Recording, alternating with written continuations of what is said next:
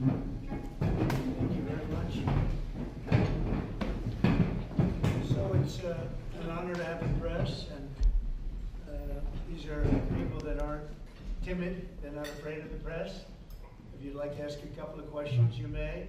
We had a very beautiful day celebrating a very nice man, a good man, great humanitarian, 𝗄𝘁𝗰𝗵𝗶 funeral. And thought it was a beautiful service, and it went very well. And we had some very good victories today, as you probably heard. Go ahead, any questions? President Trump, just a few minutes ago, the Supreme Court ruled that they are not going to slow down the sentencing. It's on for tomorrow. Now what? Well, they called for an appeal, and as you know, they acknowledged what the judge said about no penalty, and there's no penalty. But we're going to appeal anyway, just psychologically, because frankly, it's a disgrace. It's a judge that shouldn't have been on the case. He's a highly conflicted judge, and they called for an appeal. So I read it, and I thought it was a fair decision, actually. So I'll do my little thing tomorrow. They can have fun with their political opponent. As you know, I'm under a gag order from a judge. This is the first. This was an attack of a political opponent. And if you take a look at it, I'm not supposed to be talking about it, so I won't. I'm the first president and probably one of the first candidates in history that's under attack with a gag order, where I'm not allowed to speak about something. And they ought to find out what that's all about. And this is a long way from finished. And I respect the court's opinion. I think it was actually a very good opinion for us, because you saw what they said. But they invited the appeal, and the appeal is on the bigger issue. So we'll see how it all works out. I think it's going to work out well. We beat 𝗂𝗵𝗵𝗶. He's back, I hope, at The Hague, but I don't think he should be there either. He puts people in very bad positions, like giving people death penalties. I will tell you, Jack, he is a disgrace. We won all of those cases.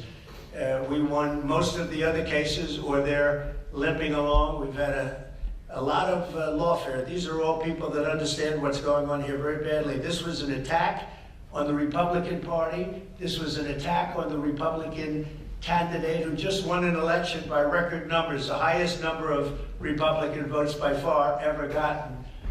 And we won all swing states, 7 swing states. We won the popular vote by millions of people. And that was the real vote. And I said it a long time ago, the real vote is that, and they tried to stop that from happening. They tried to stop this election from happening, or to bloody somebody up so badly they couldn't win, and the people got it. And again, we won by the largest number. Nobody's ever seen anything like that. It was conclusive. It was a massive, they say, the most consequential election in 129 years.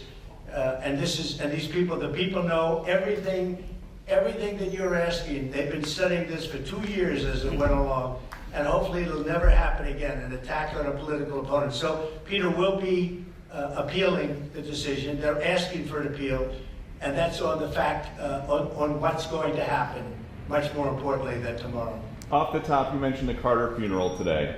What were you talking to Barack Obama about? It did look very friendly, I must say. I thought you guys hated each other. I didn't realize it, how friendly it looked. I saw it on your wonderful network just a little while ago before I came in, and I said, boy, they look like two people that like each other. And we probably do. We have little different philosophies, right? But we probably do. I don't know, we just got along. But I got along with just about everybody on that. We met backstage, as you know, before we went on. And I thought it was a beautiful service, but we all got along very well, which is good. In California, what specifically do you think Gavin Newsom and Karen Bass could have done differently to prepare for this $50 billion fire? And, we have great governors in this room, and if you look at the way their states, I think I can say without exception, anybody doing poorly in here? I mean, without exception, we have great governors here that have done a great job with their states.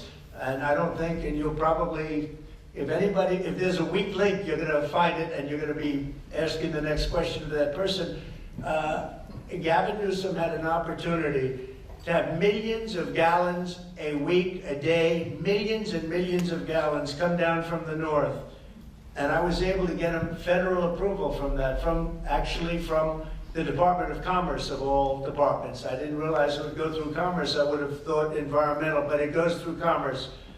I got all of the approvals, and he said, I don't want to sign it. I don't want the water. We don't need the water. I said, you need the water. Your reservoirs are empty, the whole place. You need the water. That was 5 years ago. And I had it all done.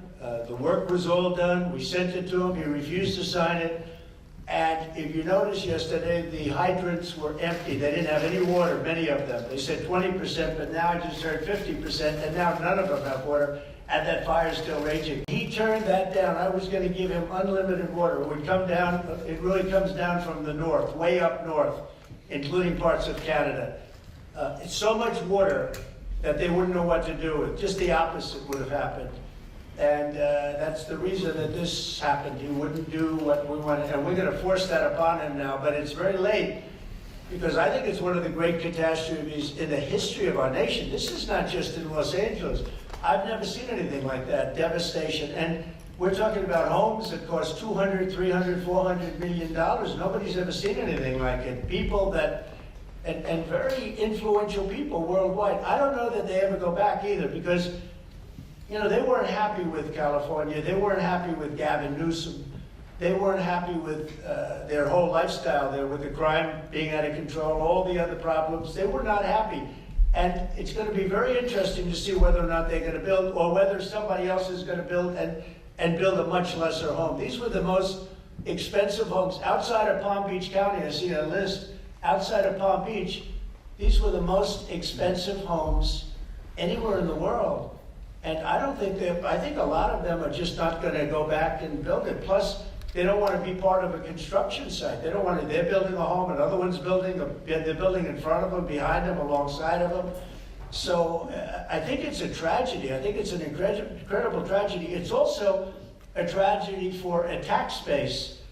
And the governors know exactly what I'm talking, and I'd like to hear anybody talk about that. But if you're the governor of a state and you lost thousands of very rich people that were paying a lot of taxes and weren't happy about it, and weren't happy about what's happened to California, which has all the advantages of greatness, but they've had horrible politicians. I think that Gavin is largely incompetent, and I think the mayor is largely incompetent, and probably both of them are just stone cold incompetent. What they've done is terrible. Would anybody have a comment on that? Because when you talk about losing the tax base, you're losing a lot of, you're going to lose a lot of those people permanently. Those people pay billions of dollars in taxes. Governor, what about you? We got some great property in Louisiana. Well, they'll be moving to a lot of your states.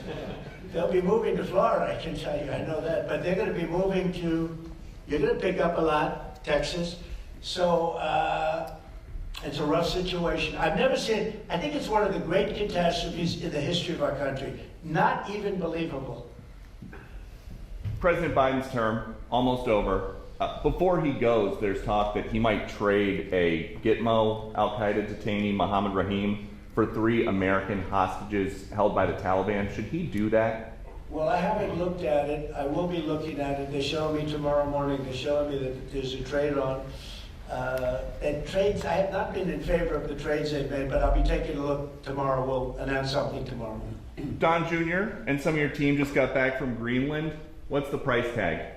Well, maybe no price tag. You know, look, we're going to have to see what happens, because Denmark, we need this for national security. We need Greenland very badly. You look at the Russian ships, the China ships, they're all over the place. They're, you know, surrounding. Now, they have for a long time. That's a lane. But we need that for national security. So I don't know that Denmark has any right, title, and interest, so we're going to find that. But I can tell you, you saw the clips that were released. The people of Greenland would love to become a state of the United States of America. We were greeted with tremendous love and affection and respect. The people would like to be a part of the United States.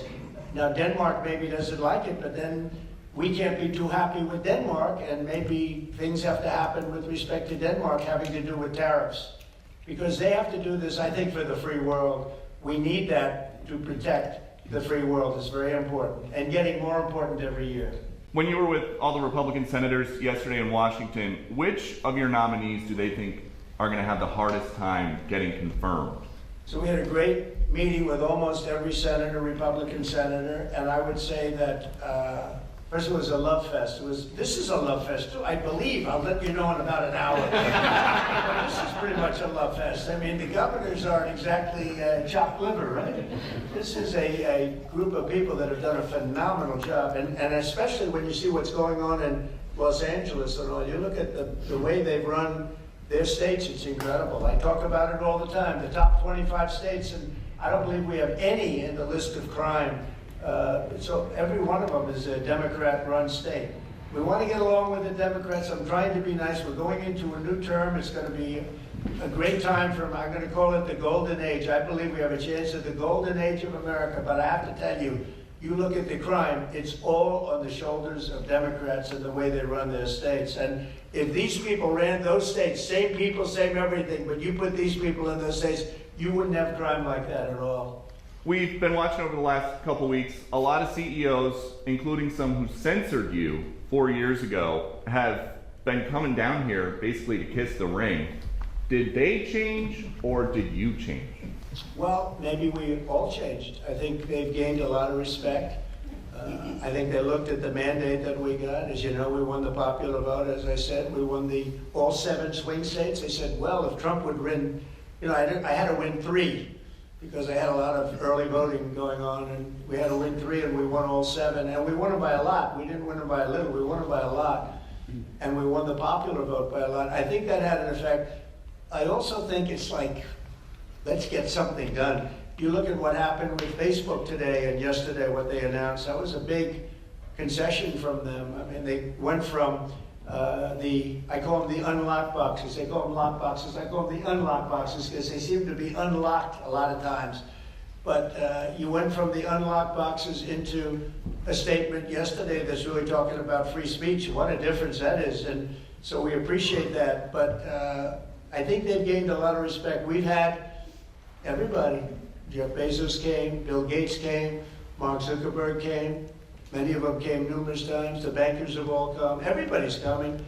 I haven't had anybody saying anything bad about me. I'm not used to it. But a lot of us respect, I think they respect the Republican Party. The Republican Party has become a much bigger party.